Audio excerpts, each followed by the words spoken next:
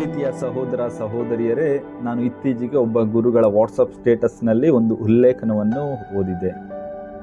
ಶುಭ ಸಂದೇಶವನ್ನು ಅನುಸರಿಸುವ ಪ್ರಶ್ನೆ ಬರುವವರೆಗೆ ಎಲ್ಲರೂ ಉತ್ತಮ ಕ್ರೈಸ್ತರೇ ಎಂದು. ಇದು ಎಷ್ಟು ಸತ್ಯ! ನಮ್ಮಲ್ಲಿ ಅನೇಕರು ಬಲಿಪೂಜೆಯಲ್ಲಿ ಭಾಗವಹಿಸಲು, ಪ್ರಾರ್ಥಿಸಲು, ತಮ್ಮ ಧಾರ್ಮಿಕ ಕರ್ತವ್ಯಗಳನ್ನು ನಿರ್ವಹಿಸಲು ಸಂತೋಷ ಪಡುತ್ತಾರೆ ಹಾಗೂ ಅದರಲ್ಲಿ ತೃಪ್ತಿಯನ್ನು ಸಹ ಕಾಣುತ್ತಾರೆ. ಆದರೆ ಆ ಶುಭ ಸಂದೇಶವನ್ನು ಜೀವಿಸುವಂತಹ ಒಂದು ವಿಷಯ ಬಂದಾಗ, ಅಂದರೆ ಸತ್ಯವಾಗಿ ಕ್ರಿಸ್ತನನ್ನು ಹಿಂಬಾಲಿಸುವಾಗ ನಾವು ಆಗಾಗ್ಗೆ ಹಿಂಜರಿಯುತ್ತೇವೆ. ಕೇವಲ ಬಾಹ್ಯ ಆಚರಣೆಗಳು, ವಿಧಿವಿಧಾನಗಳು ಅಥವಾ ಭಕ್ತಿಗಳು ಇವೆಲ್ಲವೂ ಒಳ್ಳೆಯದೇ. ಆದರೆ ಸುವಾರ್ತೆಯನ್ನು ನಾವು ಜೀವಿಸದೆ ಹೋದರೆ ಅದರಿಂದ ಯಾವ ಫಲವೂ ನಮಗೆ ಸಿಗುವುದಿಲ್ಲ. ಎಲ್ಲವೂ ಶೂನ್ಯವಾಗಿ ಬಿಡುತ್ತದೆ. ಪ್ರಭು ಯೇಸು ಕ್ರಿಸ್ತರ ಹಿಂದೆ ನಡೆಯುವುದು ಒಂದು ಆರಾಮದಾಯಕ ಕಾರ್ಯವಲ್ಲ.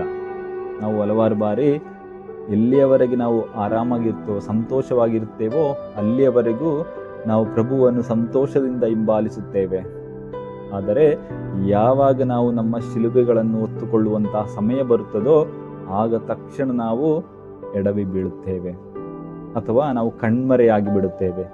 ಇಂದಿನ ಶುಭ ಸಂದೇಶದಲ್ಲಿ ಪ್ರಭು ಯೇಸು ಕ್ರಿಸ್ತರು ಇದನ್ನೇ ನಮಗೆ ನೆನಪಿಸುತ್ತಿದ್ದಾರೆ. ನಿಮ್ಮ ಶಿಲುಬೆಗಳನ್ನು ಹೊತ್ತುಕೊಂಡು ನನ್ನನ್ನು ಹಿಂಬಾಲಿಸಿ. ಇದು ಒಂದು ಕೇವಲ ವಾಕ್ಯವಲ್ಲ. ಇದು ನಮ್ಮ ಅಹಂಕಾರ ಇರಬಹುದು, ನಮ್ಮ ಸೌಕರ್ಯಗಳಿರಬಹುದು, ಅಥವಾ ನಮ್ಮ ಸ್ವಾರ್ಥವನ್ನು ಬಿಟ್ಟು ಕೊಡಲು ಆಹ್ವಾನ ನೀಡುತ್ತದೆ. ನಮ್ಮ ದಿನನಿತ್ಯದ ಶಿಲುಬೆಗಳು, ನಮ್ಮ ಹೋರಾಟಗಳಿರಬಹುದು, ನಮ್ಮ ಜವಾಬ್ದಾರಿಗಳಿರಬಹುದು, ನಮ್ಮ ತ್ಯಾಗಗಳಿರಬಹುದು, ಇವೇ ನಿಜವಾದ ಶಿಷ್ಯತ್ವದ ಮಾರ್ಗವಾಗಿದೆ. ಪ್ರತಿದಿನ ನಮ್ಮ ಶಿಲುಬೆಗಳನ್ನು ನಾವು ಹೊತ್ತುಕೊಳ್ಳಬೇಕು ಹಾಗೂ ಅದನ್ನು ಹೊತ್ತುಕೊಳ್ಳಲು ಬೇಕಾದಂಥ ಶಕ್ತಿಗಾಗಿ ನಾವು ದೇವರಲ್ಲಿ ಪ್ರಾರ್ಥಿಸಬೇಕು.